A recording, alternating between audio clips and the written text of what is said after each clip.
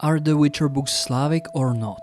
I wanted to talk about this for a long time. I know that it's pretty tired conversation by now, but I rarely see anyone explain it properly. I've been following the discussion about this for years now, and some people on Reddit had really good points on it, which helped even me as a hardcore fan of The Witcher to form a better and more solid view on this. But way more often I've seen people misconstrue the subject or outright lie about it and mislead other people. So I wanted to chime in on this and explain it from my point of view.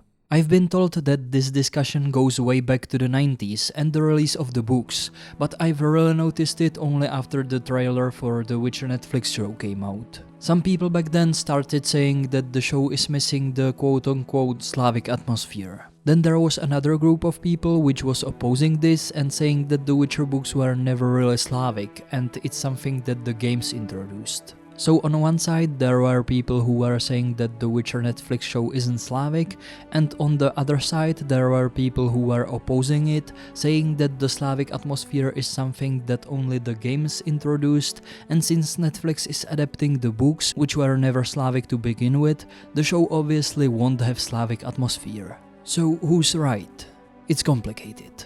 I'll admit that the word Slavic isn't great as a description of the atmosphere in The Witcher, because it's only simple shorthand description, which is fine when you are using it between people who understand what you mean by it, but because it's so vague, a lot of people misunderstand it and think that you mean something regarding Slavic mythology, which isn't really the case. So what does it actually mean? I can speak only for myself here, but from what I've seen, people usually agree with me on this. For me, it's the mentality of the commoners and the atmosphere of the countryside setting, where Geralt and even other characters like Ciri later in the books spent a lot of time. It's similar to the Shire, where you can feel a palpable British mentality and atmosphere, because Tolkien was inspired by his childhood in the British countryside.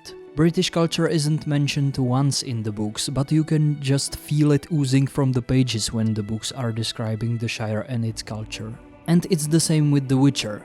Slavic culture doesn't need to even be explicitly mentioned, but when it comes to the countryside and the mentality of commoners living there, I see so many similarities to the culture of Central Europe and Slavic countries. It's the customs, traditions, superstitions, religiousness and spirituality, connection to the land and nature, agriculture, all the folklore creatures, and the fact that The Witcher is based on fairy tales and folk tales contributes to it as well. Actually, since I've started this channel, the more I research Slavic folklore and learn about it, the more I see new things that Sapkowski most probably used as an inspiration for small details in The Witcher. Like, it wouldn't surprise me if the inspiration for the commoners and the countryside in The Witcher was Sapkowski's own experience from the Polish countryside, because that's the most obvious choice. Why would he use anything else as inspiration? And the Polish countryside and culture are inherently Slavic, so that's why it feels familiar to the people from Central Europe and Slavic countries. As many of you know, I grew up in a small village in the Czech Republic, and the reason why I fell in love with The Witcher in the first place was that the world and the culture felt familiar, like home, and it reminded me of so many things from my childhood, so I could relate to it immediately. And I've heard similar things from so many people living in Central Europe or Slavic countries. What I hate about this discussion is that when you say that the Witcher Netflix show has no Slavic or Eastern essence without explaining it further, there's always some idiot who wants to argue with you and say that the Witcher books are not Slavic or Eastern because there are references to other cultures, and I'm so tired of this argument. Nobody is saying that there aren't any other influences in the Witcher books. Its world is of course a mix of many different influences, and everyone who has read the books knows that Sapkowski took inspiration from all kinds of cultures. Nobody is disputing that. Sapkowski is clearly obsessed with Arthurian legends because he featured them so heavily later in the saga. There are references to Norse mythology and so many other cultures. I did a whole video about my theory that Witchers might be inspired by the Pied Piper of Hamelin. So as you can see, nobody is saying that The Witcher is exclusively Slavic. When people have a problem with the Netflix show because it isn't Slavic enough, they usually mean that Netflix doesn't represent the rural setting of the countryside well, and they are right. Netflix had so many opportunities to portray this aspect of The Witcher, and they either didn't do it at all or they fucked it up. The whole short story of The Edge of the World should take place in the countryside, but because they shot it in Canary Islands, which are near Africa, Dol Blatana looks like a fucking Grand Canyon. You know, the most dry and barren place you could think of. How can you fuck this up so hard and portray the Valley of Flowers like the complete opposite of what it's supposed to be? And instead of portraying Posada like a normal Slavic village, they created these CGI houses which look like the Barrow from Harry Potter, turning it from something ordinary and realistic into something completely fantastical, like they always do. The only thing I almost liked was the village where Yennefer grew up, because that was shot in Hungary and it could have actually looked good, because if you Google it, it looks beautiful. But Netflix purposely portrayed it as a gloomy and disgusting place, which Yennefer wants to leave as soon as possible.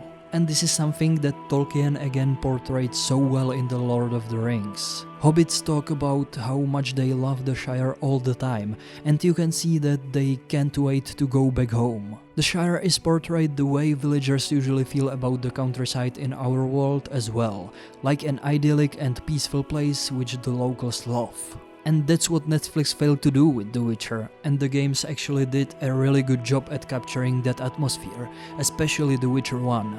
Which brings me to this. As I mentioned in the beginning, people often say that the Witcher books are not Slavic, and the peaceful atmosphere of Slavic countryside is something that only the games introduced. To this I have a simple rebuttal. How come the Hexer show, which came out 6 years prior to the first game, has exactly the same vibe? How come these two projects, which are completely unrelated, managed to capture exactly the same essence? Could it be that they got it from the books which they adapted? And even if you look up random music videos of Polish folk bands, you can see and feel the same atmosphere as the countryside in the Witcher books, so this is not something that the games came up with. Several people also told me over the years that Sapkowski doesn't like the idea of Polish or Slavic fantasy, and he wrote a whole essay about it in the 90s.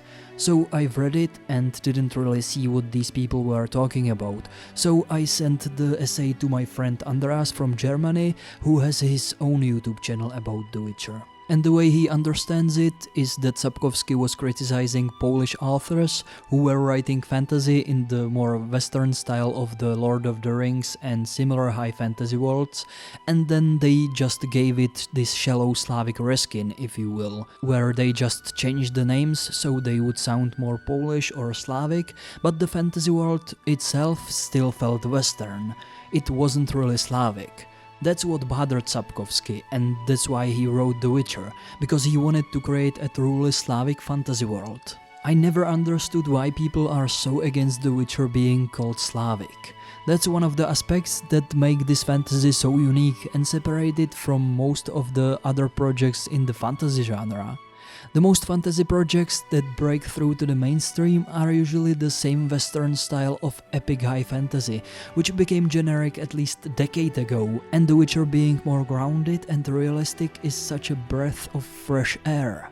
But I guess some people just like that Netflix threw this aspect into the trash and made The Witcher into yet another generic epic fantasy show. What's sad is that it didn't have to be this way. I just watched the new Polish mockumentary called 1670, which came out recently on Netflix. It's interesting that it had a way better atmosphere than anything Netflix has done with The Witcher. Could it be that when there are no Hollywood hacks involved and Netflix leaves the production to people who actually understand their culture, the final result is good? What a concept! But I agree that CD Projekt leaned into the Slavicness way more than how much it's used in the books, especially with The Witcher 3. I love this clip from an interview with one of the developers from CDPR. The story begins with The Witcher 1. Yeah. So I was reading the books and I'm a huge Sapkowski's fan. But then the game appeared on the market and I was really waiting for it. And I start playing with hope that finally it will be like a really good Polish game, Right. and I will feel the same atmosphere like I had in the books, and it was like that. What was it you liked? What was it, the sort of the same rich Slavic lore that was in the books, or was it the questing, or the? Everyone says atmosphere. Atmosphere, exactly. I don't know how to explain that, because what is atmosphere? Like music, colors of the game, maybe some plot, but to be honest, if you want to point it out, you don't know exactly what is it. Right. But it is. Like The Witcher 1 was in my opinion, the most Sapkowski game like we did in STP. I very much agree with Bartosz here.